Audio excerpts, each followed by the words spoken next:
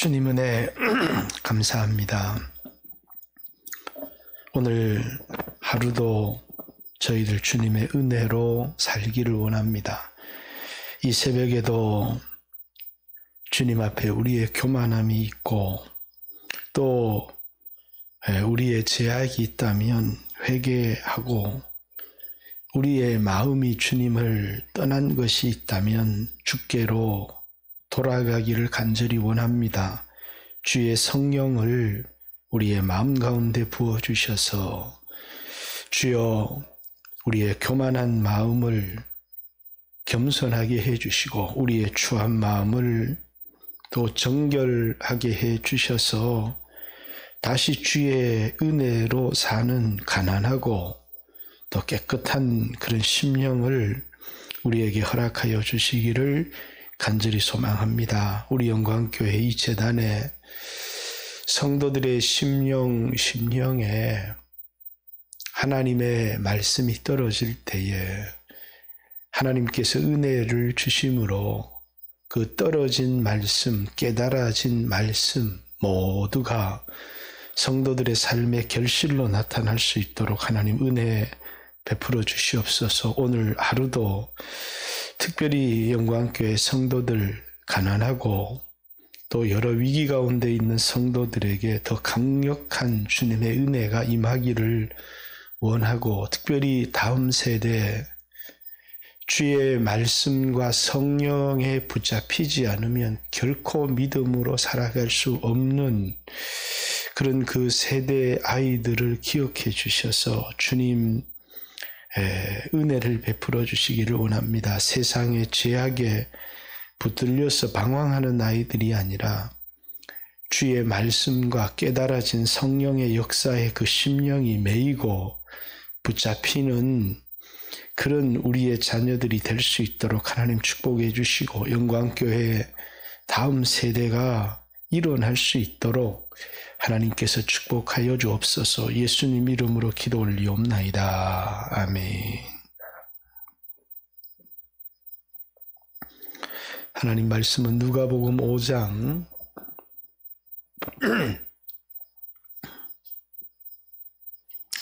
누가복음 5장 27절 그 후에 예수께서 나가사 레위라 하는 세리가 세간에 앉은 것을 보시고 나를 따르라 하시니 그가 모든 것을 버리고 일어나 따르니라.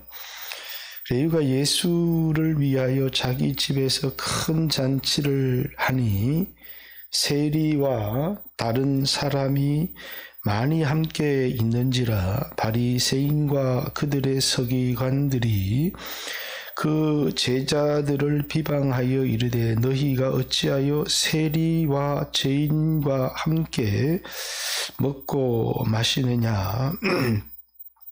예수께서 대답하여 이르시되 경건한 자에게는 의사가 쓸데없고 병든 자에게라야 쓸데있나니 내가 의인을 부르러 온 것이 아니요 죄인을 불러 회개시키러 왔노라. 그들이 예수께 말하되 요한의 제자는 자주 금식하며 기도하고 바리새인의 제자들도 또한 그러하되 당신의 제자들은 먹고 마시나이다. 예수께서 그들에게 이르시되 혼인집 손님들이 신랑과 함께 있을 때에 너희가 그 손님으로 금식하게 할 수 있느냐? 그러나 그 날에 이르러 그들이 신랑을 빼앗기리니 그 날에는 금식할 것이니라. 또 비유하여 이르되 새 옷에서 한 조각을 찢어 낡은 옷에 붙이는 자가 없나니 만일 그렇게 하면 새 옷을 찢을 뿐이요 또 새 옷에서 찢은 조각이 낡은 것에 어울리지 아니하리라. 새 포도주를 낡은 가죽 부대에 넣는 자가 없나니 만일 그렇게 하면 새 포도주가 부대를 터뜨려 포도주가 쏟아지고 부대도 못 쓰게 되느니라. 새 포도주는 새 부대에 넣어야 할 것이니라. 묵은 포도주를 마시고 새 것을 원하는 자가 없나니 이는 묵은 것이 좋다 함이니라. 아멘. 할렐루야. 옆 사람과 반갑습니다. 새벽에 인사 한번 나누겠습니다. 본문은 27절부터 이제 레위라고 되어 있는데 마태복음에는 세리 마태입니다. 이제 예수님의 제자가 누가복음에는 여기 이제 레위 이렇게 아마 세리였던 것 같습니다. 그리고 이제 마태복음에는 이제 마태 이렇게 마태복음 9장에 기록된 사람인데 예수님께서 그가 세관에 앉은 것을 보고 이제 나를 따르라 이렇게 부르신 것입니다. 마치 베드로를 부르듯이 나를 따르라. 그러니까 베드로가 이제 배를 버려두고 또 요한과 야고보도 이제 부친과 배 또 그물을 버려두고 예수를 쫓으니라 이렇게 한 것처럼 이 세리 역시도 모든 것을 버리고 이렇게 모든 것을 버리고 자기가 지금까지 안정된 삶을 살고 있던 그 자리를 박차고 일어나 모든 것을 버리고 예수님을 따르니라. 이렇게 먼저 비록 이 세상에서 경건한 삶을 산 사람이 아닙니다. 그 당시에는 가장 도덕적으로 비난을 받았던 세리와 장기들인데 그 세리가 예수님의 제자가 된 것입니다. 그러니까 이제 바리새인들의 입장으로 봤을 때 아니 어떻게 세리가 예수님 제자가 될 수 있느냐라는 것이죠. 그런데 이제 예수님이 세리를 제자로 부르셨습니다. 그리고 이 레위는 그 당시에 비난받는 직업이었지만 이제 자기가 제자된 것을 기념해서 예수님을 위하여 잔치를 벌였는데 거기 이제 많은 세리와 죄인들이 와서 예수님과 예수님의 제자들과 더불어 식탁 교제를 나누는 겁니다. 그러니까 예수님에게는 세리와 죄인들과 함께 먹고 마시고 식탁의 교제를 나누는 것이 하나도 거리낌이 없었습니다. 왜? 예수님은 바로 이 사람들을 구원하시기 위하여 오셨기 때문이죠. 그래서 예수님에게 있어서 이 땅에 오신 목적은 죄인들을 위하여 오셨고 죄인들을 구원하기 위하여 오셨기 때문에 그들과 함께 먹고 마시고 교제를 나누는 것은 아무런 문제가 되지 않는데 그런 이제 바리새인들과 서기관들은 언제나 나는 저들과는 달라라고 하는 구별의식이 있었습니다. 그래가지고 예수님을 향해서 세리와 죄인의 친구, 그러니까 좀 수준이 떨어지는 사람이라는 거죠. 어떻게 당신의 제자들 또 당신은 세리와 죄인과 함께 먹고 마시느냐라고 하는 그 질문에 대해서 예수님께서 건강한 사람에게는 의원이 있을 때가 없고 병든 자에게라야 쓸 때가 있다. 이제 인자가 온 것은 중요한 예수님이 오신 목적을 누가복음에는 이제 여기 누가복음 5장에 또 누가복음 19장 10절에 이제 두 번에 걸쳐서 마태복음은 세 번에 걸쳐서 율법과 선지자를 완성하기 위하여 또 죄인을 부르기 위하여 또 섬기기 위하여 자신의 몸을 대속물로 주기 위하여 왔다. 이렇게 마태복음은 세 번에 걸쳐서 예수님이 오신 이유를 밝히고 있는데 누가복음에는 죄인을 부르러 왔다는 것과 19장 10절에 잃어버린 자를 찾아 구원하려 함이라라고 인자가 온 예수님이 하나님이 육체가 되신 이유를 밝히고 있는데 예수님께서 죄인을 불러 회개시키러 왔다 이렇게 이제 말씀을 하시는 것입니다. 그러니까 그 바리새인들과 서기관들에게 있어서 그들의 의식에는 항상 세리와 죄인들과 자기들은 다르다라고 하는 구별. 그래서 이제 누가복음 18장에 가도 우리는 저 세리와 죄인과 같이 아니함을 감사합니다. 우리는 일회에 2번 금식하고 하는 이런 굉장한 종교적인 의의를 가지고 있었죠. 이제 그리고 참된 주님이 제자를 부르고 사람을 구원하는 데는 뭘 보지 않는다는 거예요. 뭐 금식하고 뭐 그 당시에 경건을 보는 게 아니고 구원은 은혜로 받는 것이다. 또 제자로 부름을 받는 것도 세리도 제자가 될 수 있고 또 그 당시에 어부인 그 베드로 같은 사람도 제자가 될 수 있고 구원을 얻고 제자가 되는 것은 전적으로 주님의 은혜로 되는 것이지 그 당시에 어떤 경건으로 되어지는 것이 아니다라는 것입니다. 그래서 그때 사람들이 이제 예수님께 묻습니다. 요한의 제자도 금식도 하고 그리고 기도도 한다. 바리새인의 제자들도 금식도 하고 기도도 한다. 근데 당신 제자들은 먹고 마시고 죄인들하고 춤추고 놀고 그게 당신의 제자들은 왜 이러냐 이렇게 그래서 당신의 제자들은 먹고 마시나이다 이렇게 요한의 제자들도 금식하고 기도하고 바리새인과 그의 제자들도 이제 금식하고 기도하는데 왜 당신의 제자들은 먹고 마시느냐 제자도에 대한 그런 제자가 뭐냐 도대체 금식하고 기도해야 될 거 아니냐 근데 왜 먹고 마시는 게 제자냐 그래서 예수님이 이제 경건에 대한 이야기를 하려고 하는 겁니다.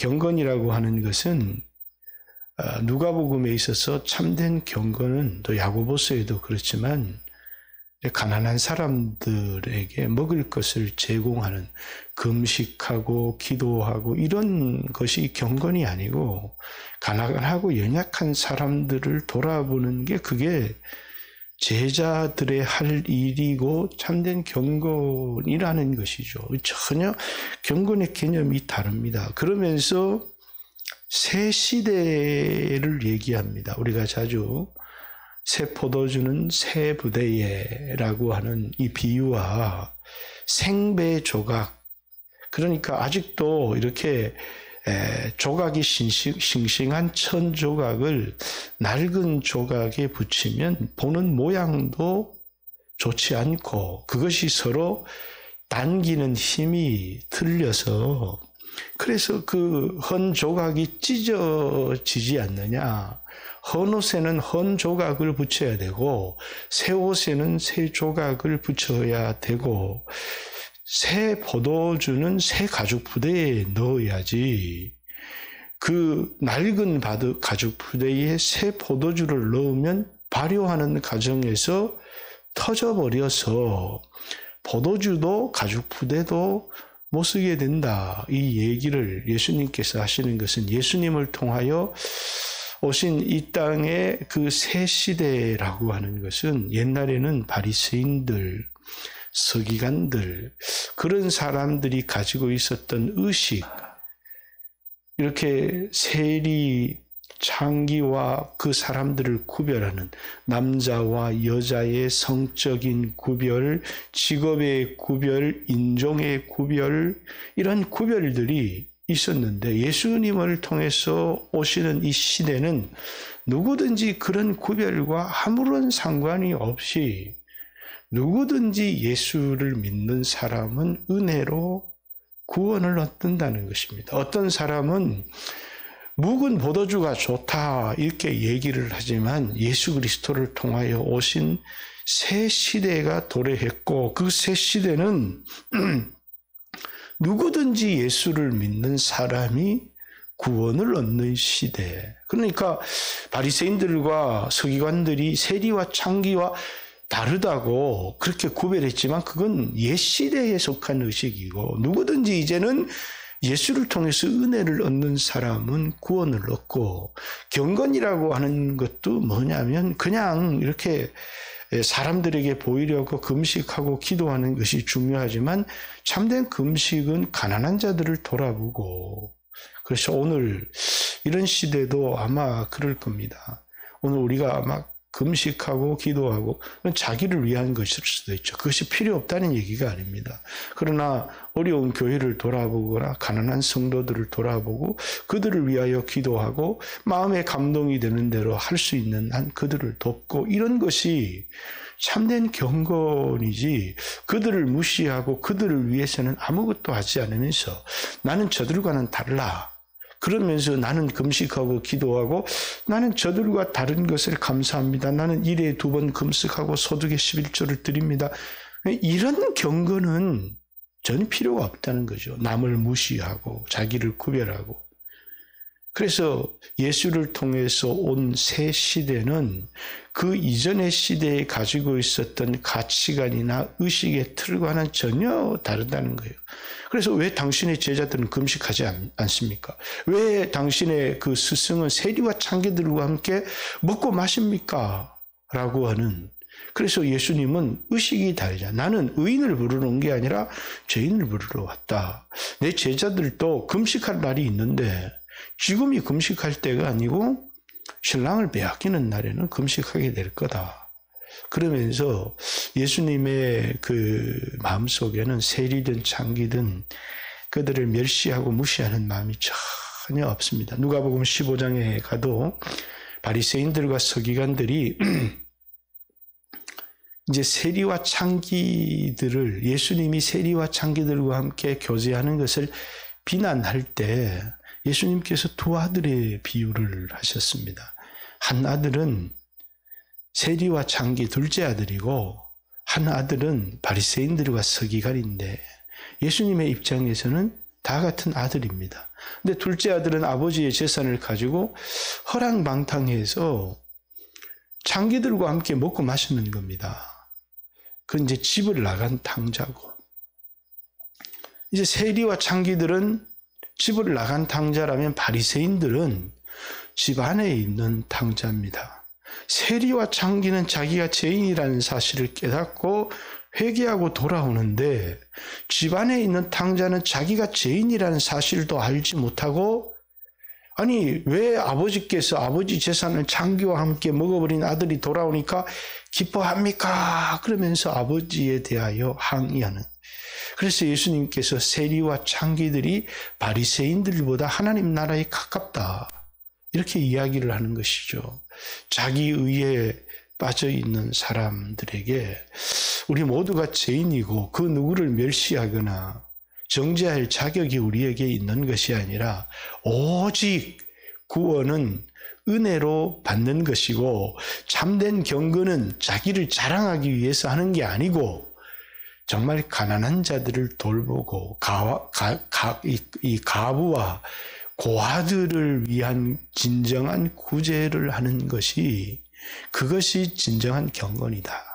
그 이야기를 예수님께서 말씀을 하시면서 이제 우리가 마리아의 누가복음 2장의 찬양을 보면 하나님은 교만한 자를 내리치시며 이렇게 부자를 공수로 아무것도 주지 않고 보내시고 권력 있는 자를 흩어버리시는 그러나 가난한 자를 배불림 먹이시고 겸손한 자에게 은혜를 베푸시는 그런 하나님이죠. 그렇듯이 오늘 여러분과 저도 우리가 가지고 있는 자기의의 기준이 아닌 그 예수님의 마음이 뭔가를 깊이 생각을 해야 됩니다. 이 시대 가운데 예수님은 어떻게 행하실까? 깊이 생각해야 되고, 그래서 저도 이제 5분 메시지들을 통해서 이야기하기도 했지만, 이제 교회가 성도들, 연약한 성도들을 돌아보고, 교회가 가난한 교회들을 돌아보고, 이런 것을 해야 될 때이지, 예배를 드렸느니, 비대면 예배를 안 드렸느니, 그런 것 때문에 분쟁하고 다투고 싸울 때가 아니다라는 겁니다. 그리고 특별히 교회가 하나가 되어서 정말 연약한 교회들을 위해서 마음을 다해서 기도해야 되고, 또 이제 어제 그 헌법 소원을 제출했습니다. 여러분이 이제 유튜브 같은 데 보면 대법관, 전 대법관이었던 사람을 변호사로 사서 지금이 하고 있는 거는 말도 되지 않는 그 교회에 대한 차별이라는 것을 말하는 것을 보게 됩니다. 아마 법관들이 정치적이지는 않다면 이길 확률은 100%입니다. 이제 그분도 얘기를 하던데, 이게 저 식당이 쌍방에서 마스크 벗고 밥 먹는 식당이 안전하냐? 아니, 한쪽 방향으로 바라보고 마스크 쓰고 예배드리는 교회가 안전하냐? 거리를 1m 간격도 안 두고 마스크 벗고 밥 먹는 식당이 안전하냐? 아니, 거리를 2m, 3m, 그리고 그 교회는 1000평이 넘는 교회를 가지고 있는데 20명이 예배를 드리니까 한 사람당 거리가 여기서 저 끝까지보다 넓어요. 10m가 넘어요. 이게 도대체 문재인 대통령이 얘기하는 것은 방역은 과학이다, 이렇게 얘기를 했는데, 이게 과학이냐라고 하는 이야기죠. 이건 전혀 과학적이지도 않고 이성적인 방역도 아닌 정치적인, 교회를 모든 문제의 근원으로 몰려가려고 하는 정치적인 방역이다라는, 전혀 이성적이지도 않고, 지하철, 백화점, 식당, 목욕탕도 일정 그 거리, 그 사람의 수만 평당 몇 명 하면 들어갈 수 있는데, 아니, 마스크 다 벗고 그 뜨거운 목욕탕에서 사람들이 어울려서 목욕하는 것은 안전하다고 하면서 왜 이렇게 떨어져서 예배를 드리는 교회는 안전하지 않다고 하면서 다른 목욕탕부터 걸렸으면 하나도 전수조사를 안 하면서 왜 교회는 한두 명 나오면 전수조사를 해서 모든 걸 교회 발로 몰아가느냐라는 것은 어디 다른 데 전수조사한 적이 있느냐. 일단 전수조사하면 기본적으로 우리 사회에 깔려있는 사람들이 있기 때문에 나올 수밖에 없다. 그러나 교회는 한 사람만 나오면 전수조사를 하는데, 그럼 거기 나올 수밖에 없는 거고, 그것은 뭐라고 이야기를 하느냐면 교회발이라고 얘기하는 것은 누가 봐도 과학적이지도 않고 이성적이지도 않고 교회를 향한 탄압이다. 이렇게 이제 전 대법원 법관이 변호사를 맡아서 하는 건데, 미국에서는 이미 승소했고요. 승소가 100%죠. 그리고 전 세계 어디에도 다른 데하고 똑같이 단계에 따라 20%, 30% 이렇게 하는데, 교회만 이렇게 하는 것은 전 세계에서 대한민국이 유일하다는 거예요. 이것은 교회를 향한 100% 이 정권의 탄압이다. 이렇게 하고, 여러분들이 유튜브에 들어가면 어젯밤에 긴급 기자회견을 했습니다. 한번 여러분들이 보시기를 바라고, 그러니까 우리가 보고 정부를 향해서 분노하자 이런 게 아닙니다. 기도하자는 겁니다. 우리 세계로 교회를 위해서도 기도하고, 어려움 당하는 교회를 위해서 기도하고, 이제 손 목사님에 의하면 작년에 한국에서 3,000교회가, 옛날에는 교회가 늘어났는데 3,000교회가 문을 닫았다고 합니다. 이 코로나 때문에 3,000교회가 문을 닫았다라는 것도, 그리고 철저하게 6,000명 모이는 교회에 1,000명이 마스크 쓰고 방역을 철저하게, 한 명의 코로나 환자도 나오지 않는 그 교회를 영구 폐쇄라고 하는 부산시의 조치가 합당한 거냐? 말도 되지 않는 것이죠. 그래서 이제 여러분들이 위에서 간절히 기도해야 되고 그 교회 성도들 전체가 이제 금식하며 기도하고 있다. 사실 여기 이제 금식의 얘기가 나와서 이 얘기를 꺼냈습니다만은 정말 대한민국 교회 전체가 금식하고 기도해야 될 때인데 그렇지 못합니다. 그냥 뭐 집에서 예배드리나 교회 가서 예배드리나 아무런 생각이 없는 서서히 교회의 목을 재어져 가고 은혜에서 멀어지고 있음에도 불구하고 깨닫지 못하는 이웃의 교회가 막 죽어가고 폐쇄되고 문을 닫아도 아무런 감각이 없는 1년에 3,000교회씩이면 10년이면 한국교회 사라진다는 겁니다. 한국에 3만 교회인데 작년에 교회의 10분의 1이 문을 닫았다는 거예요. 여러분 굉장히 심각한 문제죠. 여러분 위에서 함께 기도해 주시고 그 교회를 위해서 이 재판을 위해서도 함께 기도해 주시기를 이 막 마음껏 폭거하는 그래서 정확한 법의 판단을 받고 하나님의 은혜가 교회 가운데 있도록 위해서 간절히 기도해 주시기 바랍니다. 새벽에도 주여 하신 후에 간절히 기도하시고 돌아가시길 바랍니다. 기도드리겠습니다.